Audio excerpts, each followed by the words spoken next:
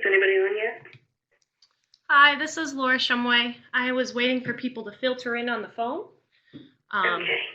before we get started. Okay.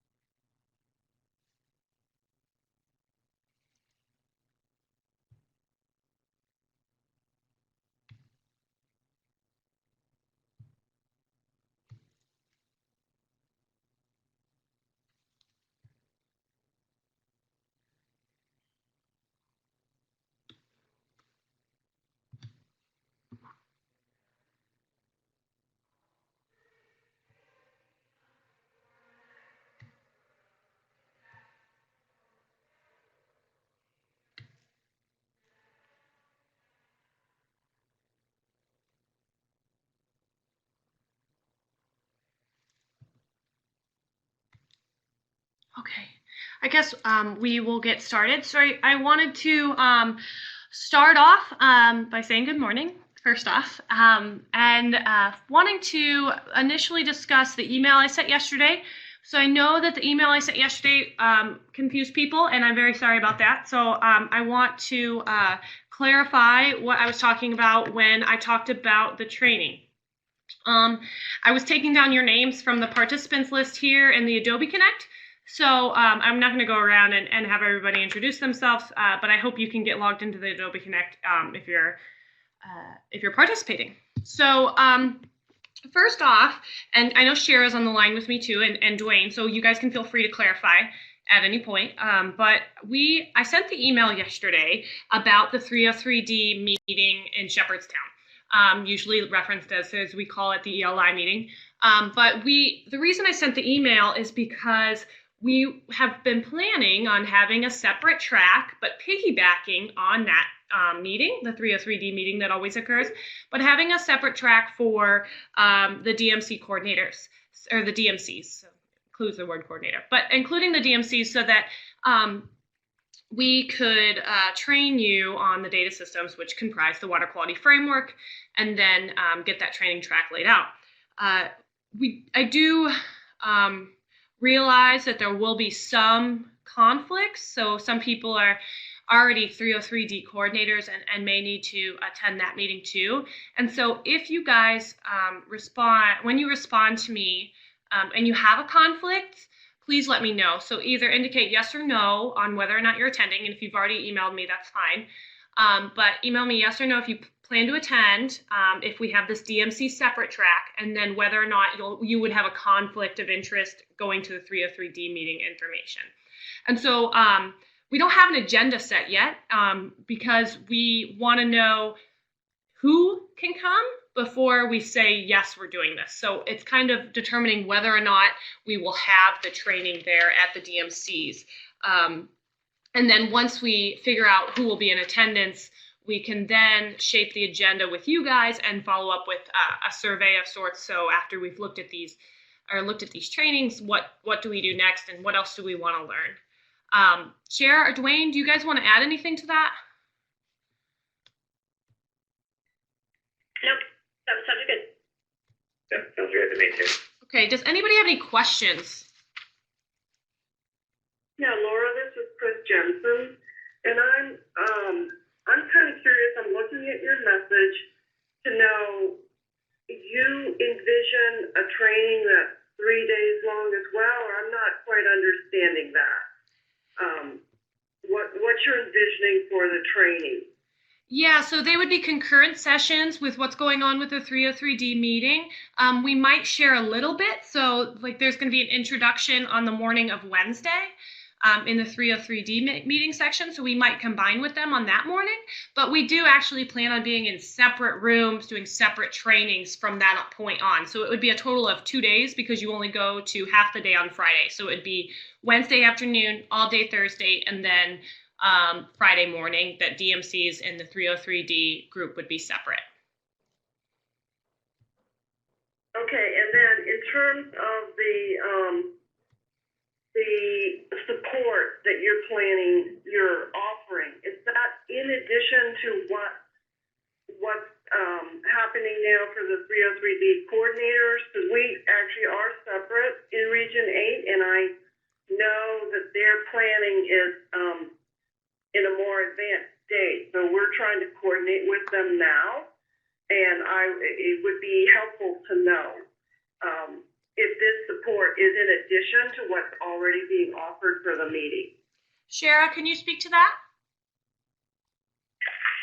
Yeah, so I think of them as separate. So yeah, so this is the M&I&E and lodging that the monitoring branch is able to support for the DMCs is in addition to what the 303D program and Sarah Furtek is coordinating with others. Thank you. Thank you, Shara. Any other questions regarding the training?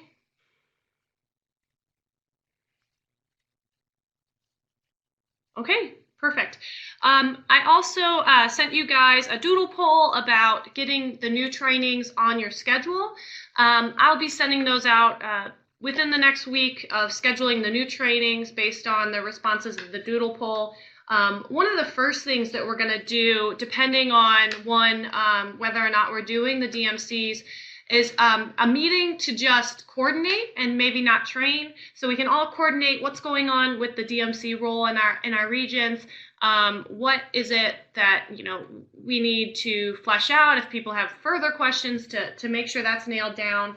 And then sorry, I have a whole list of things here. So how the trainings have been going so far, and what else we need to concentrate on before the 303D meeting, and then the ELI DMC training meeting. And then if we have it, what we want to concentrate there. So we'll have one probably hour-long meeting to discuss those pieces. So but it won't be a training, but I would love it if you guys could participate. So I'll look at the doodle poll and try to make sure everybody can make it, or at least one person from each region to discuss that. Any other questions about that?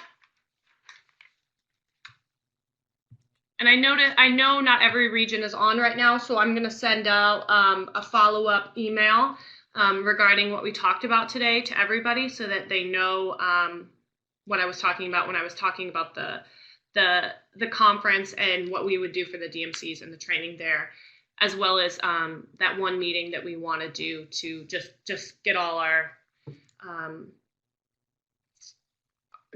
have that discussion about the DMC role and what we've learned from the trainings, what were good, what was bad, and what can we go forward with. Okay, so I will start sharing my screen here in a moment. So the goal of today, of this meeting, was to walk through how let me get this out of here, how we can use the information that we got from the CIP tool and the scenario builders and GIS and bringing all that information together. So up until this point, we've had a series of trainings. We did have the one about Attain's Web Express, so we're using that today. So we had Attain's Web Express. We've had one on the CIP tool and what comes out of the CIP tool. We've also had one about the measures. And so this presentation will take pieces from each of those previous webinars and bring it all together for this discussion. And so I'm going to start here with the scenario builder. And so here we have this scenario builder. Once again, Shara, Wendy, Dwayne, at any point, feel free to interrupt me and add anything. But here we have the scenario builder. And so the scenario builder was built to help states look at their waters, their assessment units, and identify some of it as their priority. So help them identify what waters they want to prioritize, and then within that, what is the rate in which they can put these targets forward for their priorities. And so, and by that I mean, if they have this list of here are my priorities till 2022, what can I do in 2016? And so in 2016, I could use this scenario builder to then say, oh, I think by the end of 2016, I can have an alternative plan in place for these X, Y, and Z AUs, or I can have a TMDL completed, etc. And so that can help them build their targets for WQ27. Shara, did you want to add anything up at this point? No. Okay, wonderful. Okay, so the regions aren't going to be doing necessarily these pieces themselves, but this is a piece that one, I want you guys to be aware of, because your states are curious about the catchment indexing process. They're curious about this prioritization, and they're really saying, okay, well, how is my information being translated to catchments? And I think that this training will definitely help with that. And so here we have, I'm going to use the state of Illinois because I previously was an intern there. So I can use, if you go to this, I'll do this navigation again.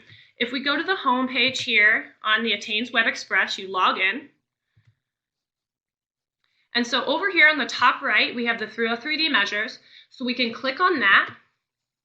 And within the 303D measures, we have these three tabs: GIS measures submission, tabular results and scenario builder, and GIS outputs.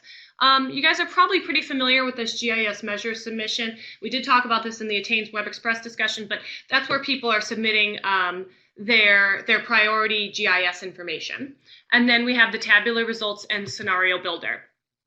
And so right here, we have both WQ27 and we have WQ28. I'm going to start with WQ27. And so with WQ27, I can choose my state. And like I said, I'm going to use Illinois as my example. I can choose my state and hit search. And I can get back, this is the scenario builder. So this is where I've identified my priorities, my priority areas until 2022.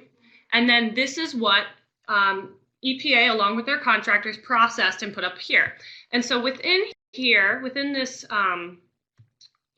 assessment unit cause combination, these were all those priorities as identified for 2022, their baseline.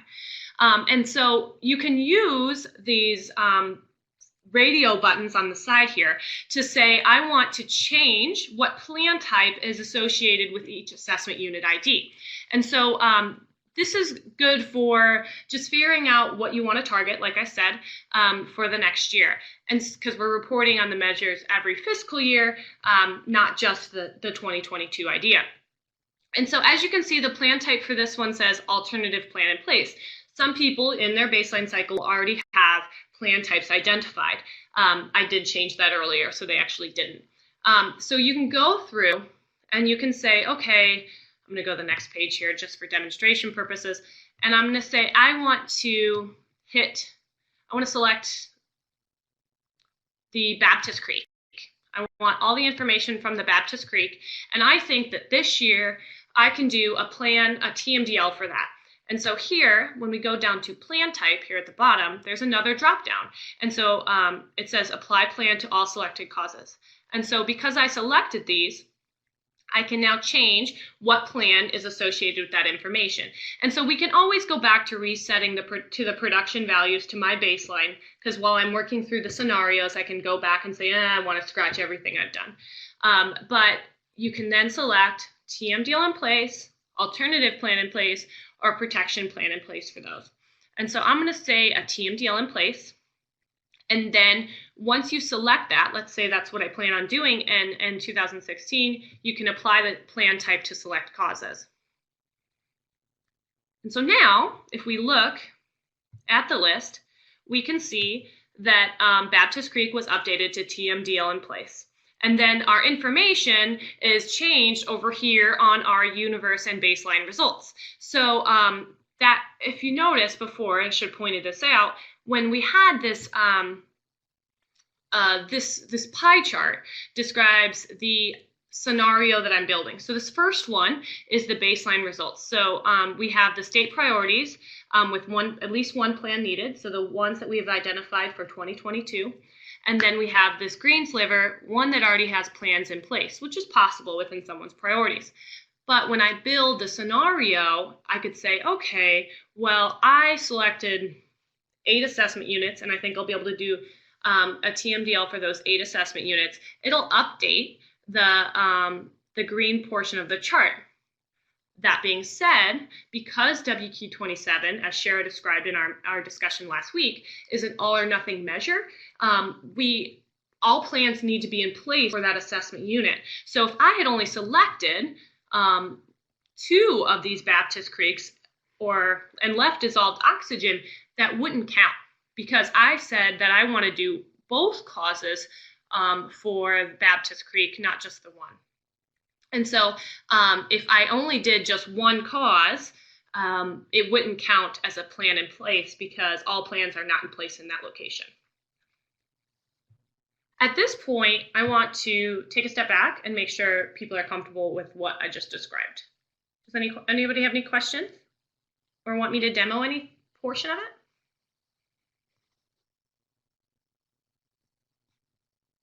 Okay, and so this is also what Shara, and please correct me if I'm wrong, you're using the areas for your WQ27 targets, so they can use this number here, right? Correct. All right, so then once a state has decided that they want to target these assessment units and they'll be able to do these types of plans, they can then use the scenario area number if this is the exact scenario that they want, and they can give it to you guys, the regions, and then you guys can convey that to Shara as well as those targets, or directly contact Shara. So that's how those targets are working, and it relates back to the catchments in this way. So before we go back to the relates back to catchments, I'm going to scoot over to the WQ28. And so WQ28 is our indicator measure showing incremental progress. I don't have one here on Illinois, but I'll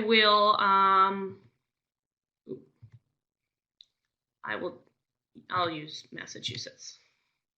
And so we can search back here, and so we also have the WQ28 priorities or the WQ28 plans needed for the indicator measure. It's searching. It works just like the WQ27 piece. You're going to have the list of assessment units which need plans, and then as you update the plan type which is associated with that assessment unit, you come back here and you can see what was the baseline that was submitted. So all the assessment units there that have a plan in place, area with progress, and then area with no plans in place, that's the baseline. And then as you adjust the scenario results will update here as well, and when someone can submit information for WQ28. And as Shara described, and I think this is beneficial, Shara described last week that in fiscal year 2017, please, yeah, I think that's correct, Shara. In fiscal year 2017, we're aiming, or in the future, we're looking to update WQ27 to look more like this incremental progress for our priority areas. And so, because people find that beneficial to know where there is area with progress, because otherwise we would just see this sliver here, just like we saw in the WQ27. So that gives you a visual of how that will work. But if we go back here, we go back to WQ27, and I'm still going to select my state. Hang on to Illinois.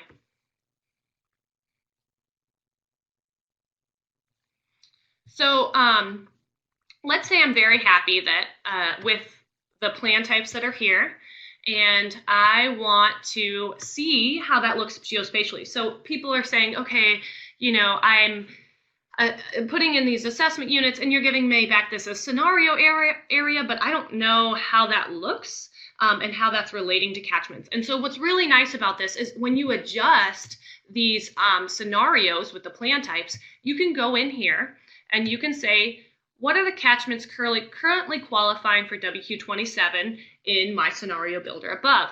And so you can use this plus sign, and you can see a list that will have multiple pages, but you can also download the CSV. And so the CSV really contains just the catchment ID and the plan type associated with it. And so the catchment IDs are all of those priorities that were identified and how they relate back to your assessment units. And that plan type are the plan types that we identified in the scenario builder. And so if I download that CSV here, it downloaded here, but I also want to go somewhere else. So we've downloaded that CSV. We've decided that these are the scenario builders that we want. This are the scenarios we want to look at. I want to see how those relate to catchments and how this number in the scenario builder is being calculated, because I'm a very visual person. And so we get that CSV. That's one thing that we need. But we also need to go to two other tabs here. So we want to go to this GIS or GIS measure submission. GIS outputs, excuse me. So we want to go to this GIS outputs. So what we've done here is with the GIS outputs, not only do we have the outputs from the CIP process, so when somebody submits their assessment units to be processed for either the priorities or all of their waters, they go through the CIP process. And so the CIP process gives us a list of catchment IDs and a unique ID as identified by the submitting organization, such as if somebody labeled it assessment unit ID or the state original ID. And so here are those outputs. But if I'm going to do this, I'm going to use the state of Illinois as my continued example because I downloaded that CSV. So here we have 4 files. And within these 4 files, there's this outputs tab, which I did describe to you, that was processed through CIP. There's the instructions of what I'm kind of going through here that you guys can reference.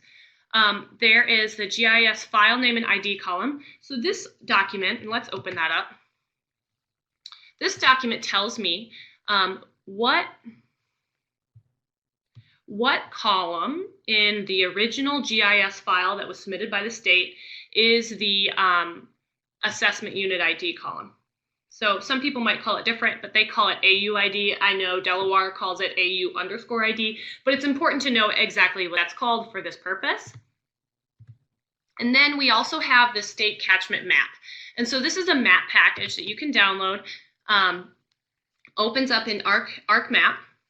So if you're comfortable with GIS, this would be definitely a good place to start. And if you're not comfortable with it, it's always it's a really good way to look at the catchments in the area. And I think that this first piece most people can do if you walk through it.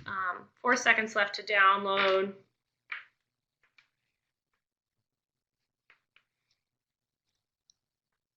Okay, and so here's that zip file that opens up.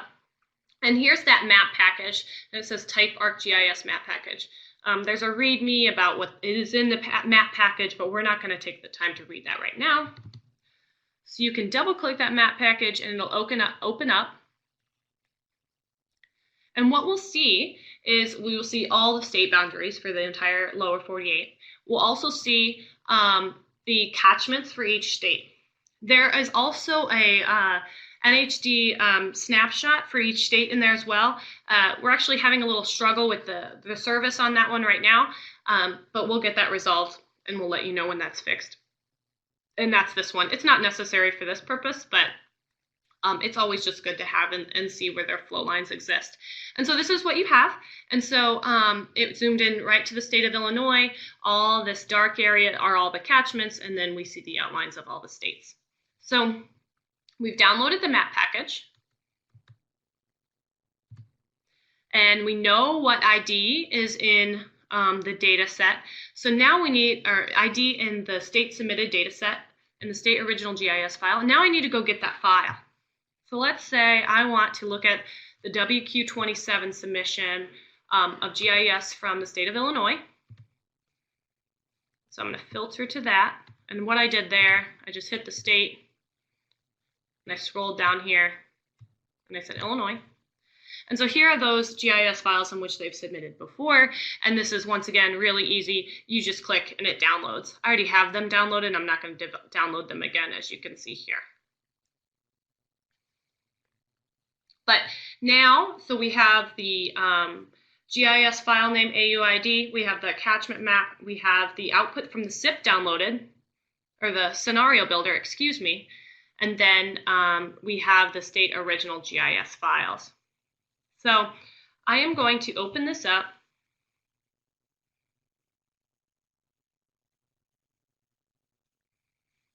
And I'm going to save it. So I'm going to say File, Save As. I'm going to bring it to one of my folders here.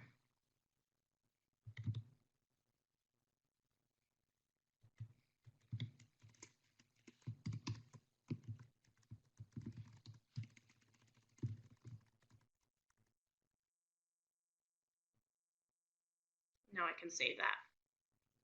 Yes. I'm going to close that out.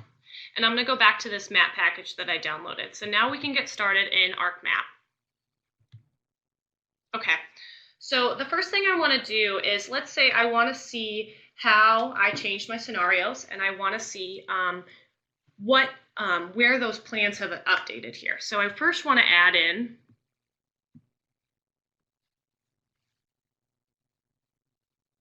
the vision, the priority information submitted by the state. I want to see those original shape files. I want to have those in my document. And I also want to see, they added 2, so each state might do it differently, but they had both lakes and streams. So I'm going to go in here and I'm going to select lakes as well. And so there they are.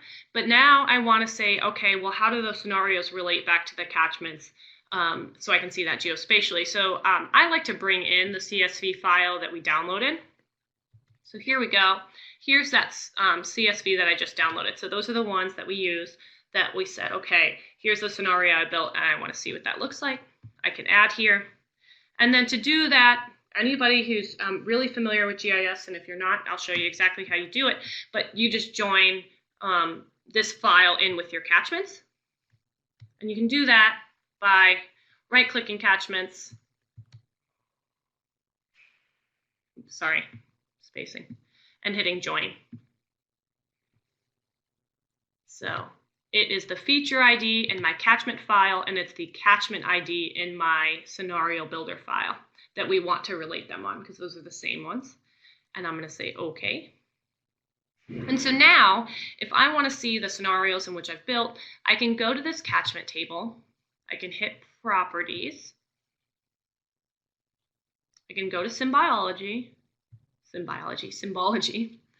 I can say I want to draw categories based on a field, and I don't want to do it on feature ID. What I do want to do is do it by plan type, because we joined that in. So what happened here is, in this, I'm going to exit out here, in this scenario builder table, we have a plan type for each catchment ID. And so that's what we produced using the scenario builder. And by joining it into the catchments, I can then say, okay, well, what are the areas that I think I can get done in this next fiscal year? And if I, like I said, go to properties, use that value field of plan type, and I'm going to add values. I'm going to get the complete list here because there's many catchment. There's a very large catchment list in that file. And what we'll see are the alternatives and the TMDLs in place. So I'm going to hit Control and select both and say OK. And I'm going to say OK.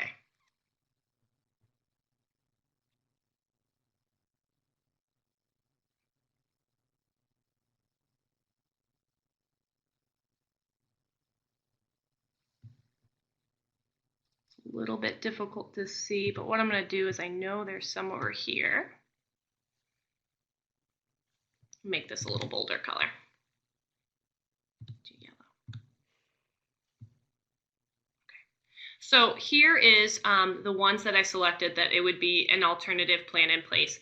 And so based on my scenario builder, I said, okay, I selected this AUID, this segment here, and in my scenario builder. And so that is how it related to catchments, and that's where we got the area calculated within the scenario builder for your targets. And over here you can see that as well. I selected this AUID, I can identify it. This is another one that I've selected, and that's how it related back to the catchments through the CIP tool. So because we have this ability, since we've ran, we will do this again. So for example, we're going to do these statewide GIS files for all states. And so what we'll have is every assessment unit ID, every lake and stream associated to their corresponding catchment as ran through the CIP. So using that file, you guys will be able to say, okay, with your state, if they have any questions on what's going to come out, we can tell them. We can predict what's going to be coming out of that CIP process based on how we relate this back. So they can say, okay, well, if you select this one, here are all those catchments that are going to be associated with that skillet fork assessment unit ID. There's no guessing involved. This is exactly how it's going to come out. It's a lot of transparency. So before I go into the more advanced GIS display, does anybody have any questions here?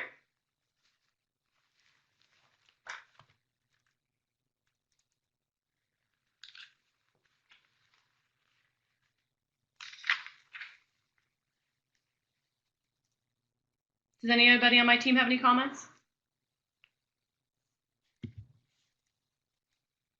Okay, well, we'll just keep moving along. So the first thing was displaying scenarios. So people, the states and the regions will work together to build what it is that you guys think that they think, and you guys concur, that they can achieve for their targets for WQ27.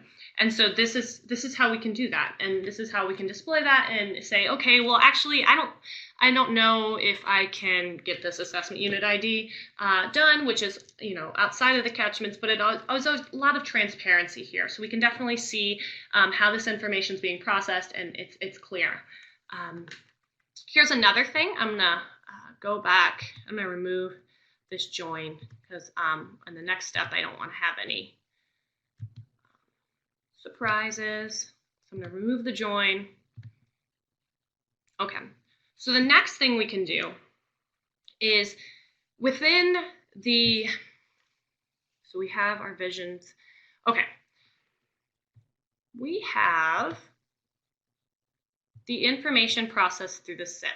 And so let's say I want to know how, if I select a certain, not just select certain AUs and just see them displayed on the screen. So what we've done so far is we just said, hey, I selected these, what does that look like? Oh, I want to revise that, I want to see what that looks like. Let's see if we want to, we can do something a little bit more dynamic, and we can literally within the map select an assessment unit ID and say, oh, those are the corresponding catchments, or we can select catchments and say, oh, that's the corresponding AU. Not that you would necessarily want to do that because we're counting the catchments, but you could always do that in backwards. So here we go. This is in the GIS output. So before I said we downloaded the GIS file name and ID column, and then the state catchment map. The next one I want to get down is this WQX CIP outputs. And so this is that relationship of the AU ID that the state of Illinois provided with their catchments. And so I've already downloaded that as well, but really it downloads just like everything else. It's just a zip. It's two CSV files. And so the first thing we want to do is go into our map. Okay, so the first thing we want to do is we want to go into our map and we want to add the CSV files that we just downloaded. I add them first. There's multiple steps, so if you guys are familiar with GIS, you can do it in different ways, just getting to the same end point. So this is what those downloaded. This is the CIP output. So it processed their WQ27 priorities, and then it told us what the related catchments were. And so I have the Vision Lakes to Catch job, which was downloaded, and I have the Vision Streams to Catch job. I'm going to add both. I'm going to add them. Okay, and so now what we're going to do is we're going to relate. We're going to use the relate function to relate the CIP outputs to the catchments and the CIP outputs to the original GIS files that the state submitted to us. So then by doing that, we can select an assessment unit ID and then get to the ending catchments with an AU ID. And what's great about this is in the future, when we do the entire set of waters from a state, we can do it with all waters, not just priority waters, which is really neat. But the first thing you have to do with the CSV file is we need to create it into a DBF, a database file, a DBase file. And so because the relates aren't going to work with the CSV files. And so the way I do that is I'll right click my CSV that I need to change. I'll say data and I'll say export. Show you that again. Right click, data, export. And then we go in, I'm going to navigate to the file I want it to be in. And so this is the lakes. And I'm going to change that to a D-based table. And I'm going to save it. Ooh, I'm going to rename it to Vision Lakes to Catch. Save. Okay. And so once that DBF is created, I'm going to say, yes, I want to have it in this current map. And you can do that with both of them. I'm going to actually do it with both of them here. It's real simple, but we need to make sure that they are our DBF files or they won't work.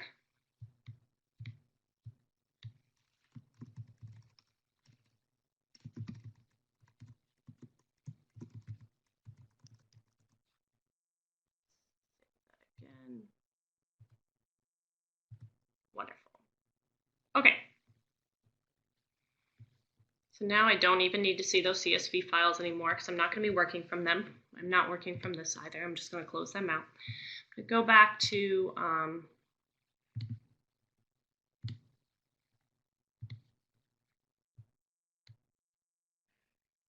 statewide of Illinois so we can see it before it finishes drawing.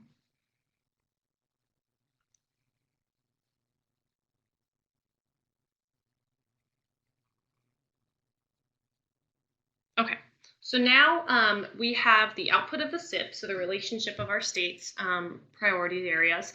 We have the catchment layer that existed in the map package, and we have the original shape files that the state provided us. And so as I described here, we need to get those all to relate so we can easily navigate from one to the other and get information. So the first thing we can do is I'm going to get my the state visions to catch. So this has the unique ID from my original state submitted file and then the catchments.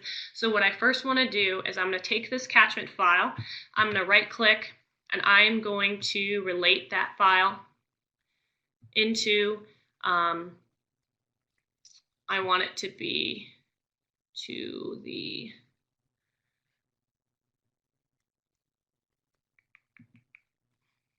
sorry, I'm going to start with streams. The vision stream to catch DBF. I'm going to do that based on the feature ID and the feature ID. And we want to, so we need to know how these relates work, and we need to label them clearly. So I usually say exactly what it was that I did, and so I do CIP to catch streams. So when you're using this later, it's really beneficial to make sure that you have these labeled very clearly. I'm going to say OK. And now we have the catchments joined to the streams here, but now we need the streams joined to the CIP processes, or excuse me, related. So now we need the streams related back to the CIP output as well. And so I said that their unique ID was that AUID existing here, which is why we downloaded that file, because it told us exactly what unique IDs are there. I need to go find that, and just use it here. I need the streams to catch, and then the storage ID, state original ID, is what existed in the CIP output. I think I might need to recreate that old, because I didn't do storage ID. So this is going to be the state GIS to CIP relate. Okay. Sorry, I'm going to redo this relate real quick because I navigated to it rather than getting through it here. So I'm going to make sure and redo that real quick. So how we do a relate is right click, relate. And then I want it to be to the vision streams.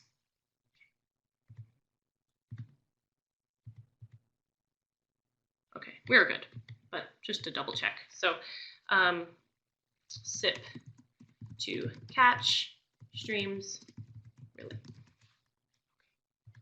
So now I'm going to go down here to this area. So these red areas here are the these are my priorities. And so these are the priorities that are mine, but there's the state of Illinois priorities. I'm going to make this just a little bit bolder so we can see it easier. Those are the priorities. So this is the lake that was a priority, and these are the streamlines that are priority. And let's say I want to select, actually, let's get into the lake, because the lake, we can select it however we want, but select by a line. And I want to select that AU. And so the AU selected. So if we look at this AU, it did select the catchments too, but that's not necessarily a problem. So here's the AU I selected. We can identify what AU that is. Let me do something here real quick. I think it's probably difficult to see the highlighted area. That still might not be better.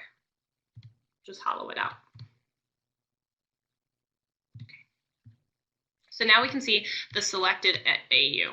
And so that's what I selected here, and it goes all the way down to this import point for the lake. And so if we look at the selection, I can go into the streams because that's what I selected from.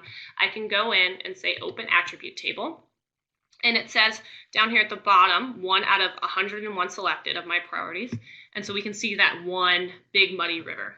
And so, well, everybody's got a big muddy river, I feel like. But anyway, so now that the association is there, I can go to this button here that'll show you my relates that exist.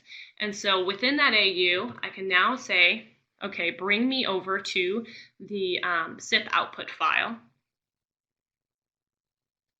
The state GIS to CIP, that's the relate we created. And so vision streams to, and then it'll relate back to the vision stream to catch. So here we select. And so this is, these are the catchments that were selected out of that CIP file. And the reason we need to go one more is because this is that DBF file. So this isn't displayed right now. It's just it's putting that connection between our state original submitted file and the catchments layer. And so now we need to go one more, and we need to go to the catchment here. And so we go to one more relate.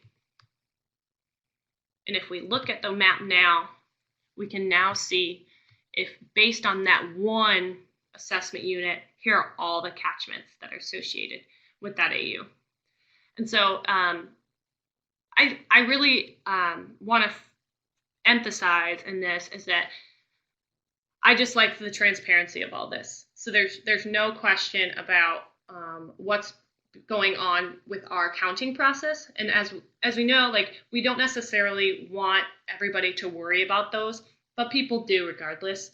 And so I want people to feel comfortable with what we're doing, and just even if we can't all do this ourselves, we can point the states in the direction of, hey, here's how you can look at that information with the catchments, and just be clear about what it is and how our information relates back to the catchments for the purposes of measures and you know, a variety of other purposes coming down the pipeline. So that is what I had for today. I really wanted to, I know there were a lot of GIS people on the call today because we have a lot of really knowledgeable GIS data management coordinators and other people who are very interested as well. But I think that you guys might be called on to do some of this with your states to kind of show them how their information is being related back and forth. And as I said, there's always a document, an instructions guide that talks about how this can be done.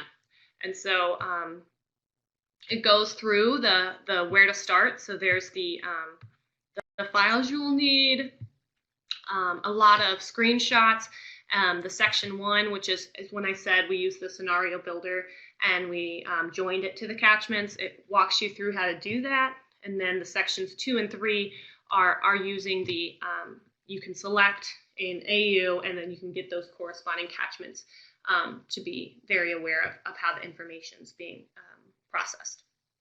So at this point, does anybody have any questions?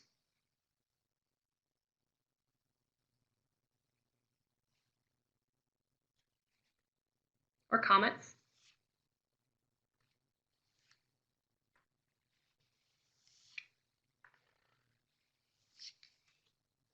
Okay. Well, we're also looking at other things. So here's Shara had a wonderful idea recently at one of our Canes team meetings and said, okay, when we do these CIP outputs, what else can we give people with that information? So we also could give everyone whether they are impaired or not, or we can give them more information about what caused the impairment. And so we're looking into and working on that now on what information are we going to provide back to the user to make this idea even more beneficial to people. So not only when I select this do I see that those are the catchments related, but I could go in and say, okay, well, what causes do I need to address in those plans to make sure I meet that goal? And so it just provides so much more information on decision making and will be really beneficial. And so when that happens, we'll update this instructions document so that if anybody's interested and wants to explore that, that would be great. Okay. Framework team, do you guys have any comments or anything? I'll just add that what you had just mentioned was in response to kind of the great work that Region 3 had done for their management to sort of tell the story, if you will, about kind of the state's priorities in the context of their entire kind of impaired waters or their 303D list. And so we had mentioned that as we start rolling out WQ28, we're going to be able to roll out information so that all of the regions can do that type of analysis for all of their states. And so, as Laura mentioned, we're we'll be working on that over the coming month and be able to roll that out for the majority of states where we have statewide geospatial information to be able to do that for. And integrated reporting space. Right, correct. Wonderful. Okay, so the next training, I have to look at my calendar, but I think the next one might be the STORAT one, but I will be sending up a follow-up email today anyway, and I'll include that. I have to send up the follow-up email about the conference or the training at the end of May, beginning of June, and kind of clarify for that for everybody.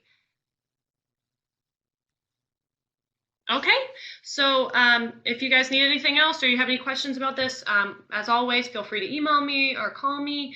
And then if you guys have any other ideas about other trainings we want to do, I'm actually looking into that now. So because these are going to be wrapping up at the end of March, please let me know if there's something that you guys want more information about or we need to explore other items. I'm really open to suggestions here because we're working through that now. So thank you, everybody. Have a good week. Bye. Thank you.